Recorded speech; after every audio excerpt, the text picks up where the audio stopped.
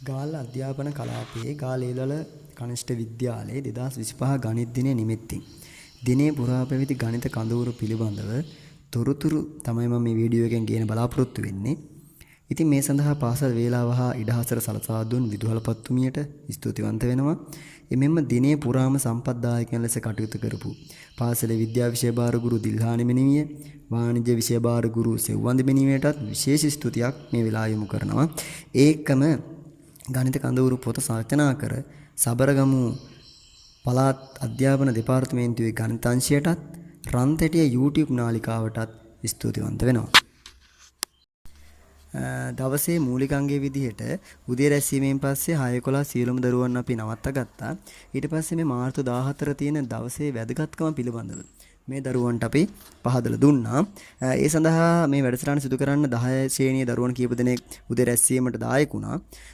ඉන්පස්සේ 10-11 දරුවන් පමණක් රැස්වීමෙන් ඉතුරු කරගෙන අපි අනිත් ළමයි පන්තිවලට යවුවා. 10-11 ළමයින්ට පමණක් ಕ್ರೀಡಾ පිටියේ අද දිනේ මේ කටයුත්ත පාසල නිම වෙනතුරු සිදු කරා. මුලින්ම ඊට පස්ව 10-11 සියලුම දරුවන් කණ්ඩායම් 3කට වෙන් කරා. පයිතගරස්, යුක්ලිඩ්, අයින්ස්ටයින් විදිහට කණ්ඩායම් 3කට වෙන් කරලා ඊට පස්සේ එක එක ක්‍රියාකාරකම් එක එක කණ්ඩායම් වලට දුන්නා. අපි පළවෙනිම අංගයේ විදිහට ප්‍රායෝගික ක්‍රියාකාරකම් තුනක් තමයි මුලින්ම සිදු කරේ. එතන මේ ප්‍රායෝගික ක්‍රියාකාරකම් තුන කණ්ඩායම් තුනට දුන්නා. ඊට පස්සේ මාරුවෙන් මාරුවට එකක් ඉවරන විට අනිත් කණ්ඩායමට මාරු යන විදිහට අපි යාලට පැවරුවා ක්‍රියාකාරකම් තුනම කරන්න. ඊට පස්සේ මේ ක්‍රියාකාරකම් තුනම අපි තුන් දෙනාත් එක්ක අධීක්ෂණය කරා. ඊට පස්සේ අවශ්‍ය තැන්වලදී එයාට උදව් කරා. මුලින්ම යාලට හොයාගන්න ප්‍රායෝගික අත්දැකීම ලබා ගන්න තමයි අපි ඉඩහසර සලසලා දුන්නේ. කොහොම හරි මේ සංකල්ප තුනම මේ ක්‍රියාකාරකම් තුනෙන් මම බලාපොරොත්තු වෙන සංකල්ප තුනම මේ දරුවන් ඉතාමත්ම හොඳින් සාක්ෂාත් කරගත්තා. අපි පළමුව එක කණ්ඩායමකට දුන්නා පයිතගරස් ප්‍රමේය යෙදීමක් වෙන මුළු පළස් අරමින් ඍජුකෝණාශ්‍රාකාර බිම් කඩත් සලකුණු කරන්න. මේ සඳහා අපි දරුවන්ට දුන්න උපකරණ මිනුම් පටි දුන්නා, ලණු දුන්නා, කූඤ්ඤ දුන්නා ආදී උපකරණ දීලා ඒ දරුවන්ට ක්‍රියාකාරකම් පැවරුවා. ඊට පස්සේ අවශ්‍ය තැන්වලදී තක්සේරුකරණය කරමින් අපි අධීක්ෂණය කරා. අනිත් කණ්ඩායමට දුන්නේ බිත්තියක් ත්‍රිපීසියම් දෙකක් සම්බන්ධ අර පැති බිත්තියක් ක වර්ගඵලය සොයන්න. ඊට පස්සේ යාලා ලණු සහ අපි දිග රිටක් දුන්නා. ඊට පස්සේ මිනුම් පටි දුන්නා. ඊට පස්සේ යාලා ත්‍රිපීසියමක වර්ගඵලය සොයන ආකාරයෙන් මේ සංකල්පය භාවිතා කරලා ඒ දරුවන් වර්ගඵලය මේ ඒ බිත්තියේ සෙව්වා. ඉතින් ඒ ත්‍රිපීසියම වර්ගඵලය ගැන සංකල්පය තමයි අපිට ඒ වෙලාවේ ළමයින්ට දෙන්න උවමනා තිබුණේ. ඒකේ ළමයි හොඳින් කරා. අනිත් කණ්ඩායමට දුන්නේ දිගංශ සම්බන්ධ ස්ථානයක් තැන් තුනකට ගිහිලා ලකුණු කරන්න. එතකොට කෝණ තුනක් දිගංශ අවශ්‍ය වෙනවා මේ වැඩේ කරන්න. ඊට පස්සේ ළමයි දිගංශය කියන සංකල්පය කියන එක භාවිතා කරලා ප්‍රායෝගිකව ස්ථානයකට යන විදිහ මාලිමා භාවිතා කරන අයුරු ඒ සම්බන්ධ කටයුතු ඒ ළමයි ඉගෙන ගත්තා ඒ ක්‍රියාකාරකමෙන්. අපේ දවසේ ගණිත කඳවුරේ දෙවන අංගයේ විදිහට ඊළඟට යොදාගත්තේ මැත්ස් රිලේ එක. ගණිත බාධක දිවීම. මේ සඳහා කණ්ඩායම් තුනෙන් ළමයි 7 දෙනා බැගින් ළමයි 21ක් තෝරගත්තා. ඊට පස්සේ මේ ළමයි දැන් එක කණ්ඩායමකට 7 දෙනෙක් ඉන්නවා. එතකොට ගැටලු 7ක් ස්ථාන 3ක පේලියට තියලා තියෙනවා. පරතරයක් තියෙන විදිහට. ඊට පස්සේ කරන්න ඕනේ මේ ළමයි දැන් පළවෙනි ක්‍රීඩකයා ගැටලුව විසඳනවා.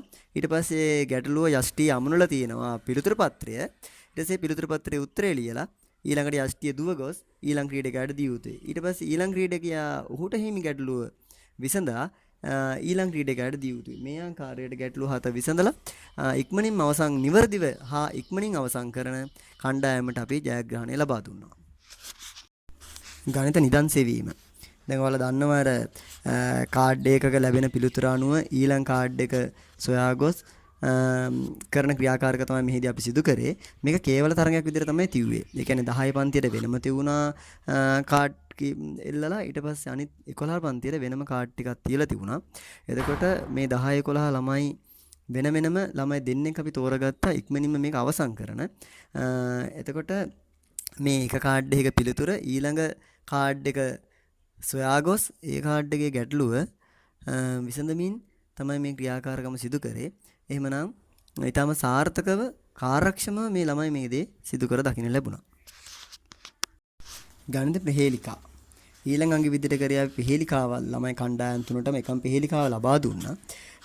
ඊට පස්සේ මේ ප්‍රහේලිකාව ඉක්මනින්ම කරන කණ්ඩායම තමයි තෝරගත්තේ නිවැරදි වෙන්නත් ඕන. අපි ඒක බැලුවා. ඉතින් ළමයි ගොඩක් වේගයෙන් ගැටලු විසඳන්න මේ සඳහා යොමු වුණා. ඊටමත් සාර්ථකව මේ ප්‍රහේලිකාව අපට කණ්ඩායම් තුනම ලබා දුන්නා. සියලුම කණ්ඩායම් තුනම අවසන් කරලා. නමුත් අපි ඉතින් මුලින්ම දෙන කණ්ඩායමට තමයි ජයග්‍රහණය හිමි කර දුන්නේ. ගණිත නාට්‍ය. මීළඟ අංගයේ විදිහට අපි යොදාගත්තේ ගණිත නාට්‍ය. මුලින්ම විවේක කාලයෙන් පස්සේ 10 දරුවන් නාට්‍යයට සූදානම් වුණා. 10 දරුවන් තමයි මේ නාට්‍ය රඟපෑවේ. ඇත්තට මේ නාට්‍ය ගැන කියනවනේ මේ නාට්‍ය උපුටා ගත්තේ රන්තැටිය කියන YouTube නාලිකාවෙන්. ඇත්තටම රන්තැටිය YouTube නාලිකාවට මේ වෙලාව ගොඩක් ස්තුතිවන්ත වෙනවා. ගණිත නාට්‍ය එහි අඩංගු කර තිබීම සම්බන්ධව. ඉතින් මේ නාට්‍යයේ ඇත්තටම තියෙන්නේ සිලින්ඩරයේ පරිමාවෙන් 3න් පංගුවයි කේතුයි පරිමාව කියන එක තමයි සංකල්පය දෙන්න. මේක 11 පන්ති ළමයින්ට අවශ්‍ය සංකල්පයක්. ඉතින් ඇත්තට මේක හොඳටම ප්‍රායෝගිකව මේක ළමයි අද්දුටුවා. ඉතින් මේ 10 පන්ති ළමයි ලස්සනට ඒ නාට්‍ය රඟපෑවා. ඉතින් පුළුවන් උපරිමයෙන් ඒ කාර්ය සත්කාරය කරා. එහෙමනම් ළමයි ගොඩක් සතුටු වුණා. ඒකම සංකල්පයක් යාලට ගියා.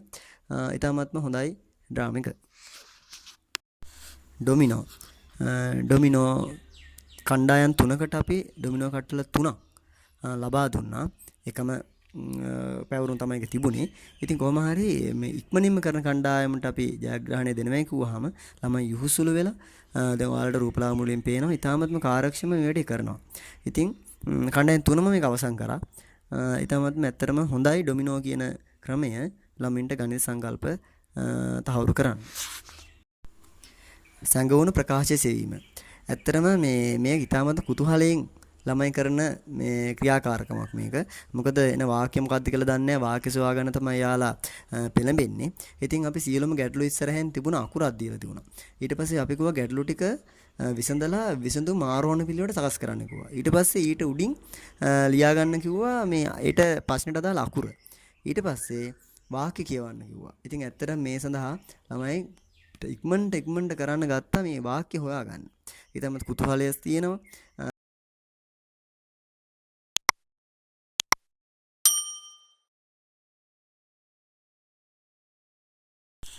දවසේ වෙලාව අමාර වූ නිසා අපේ වැඩ කටයුතු අවසන් කරා. ඊට පස්සුව කණ්ඩායම් තුනට වෙනම ලැබී ඇති ලකුණු ගණනය කළා. කණ්ඩායම් තුනට 1-3 වශයෙන් හිමි කර දුන්නා. ඒකම පුංචි ත්‍යාගත් ඒ අයට ලබා දීලා වැඩේ සාර්ථකව අවසන් කරා. එහෙමනම් බොහොමත්